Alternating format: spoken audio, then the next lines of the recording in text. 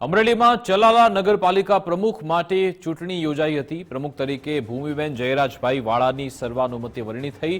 નગરપાલિકાના 24 સદસ્યોમાંથી 18 સદસ્યો હાજર રહ્યા, 6 ગેરહાજર રહ્યા। પ્રમુખ તરીકે ભૂમિબેન વાળાએ ફોર્મ ભરતા સર્વાનુમતે વરણી થઈ। નયનાબેન વાળાએ રાજીનામું ધરી દેતા પ્રમુખની ચૂંટણી યોજાઈ હતી। નગરપાલિકા સદસ્યોની અંદરોઅંદરની ખેંચતાણ વચ્ચે ફરી એકવાર પ્રમુખની વરણી થઈ છે।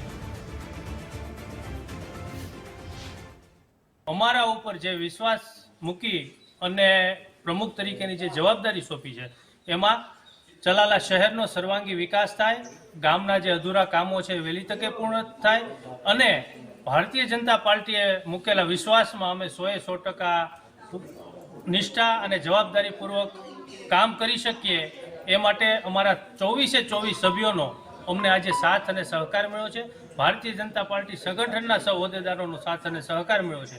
તો આગામી સમયમાં ચલાલા શહેરમાં જે વિકાસના અટકેલા કામો છે એ ધારાસભ્યશ્રીના અને તમામ નગરપાલિકાના ચૂંટાયેલા સભ્યોશ્રીના નેતૃત્વમાં વિકાસમાં આગળ વધીએ।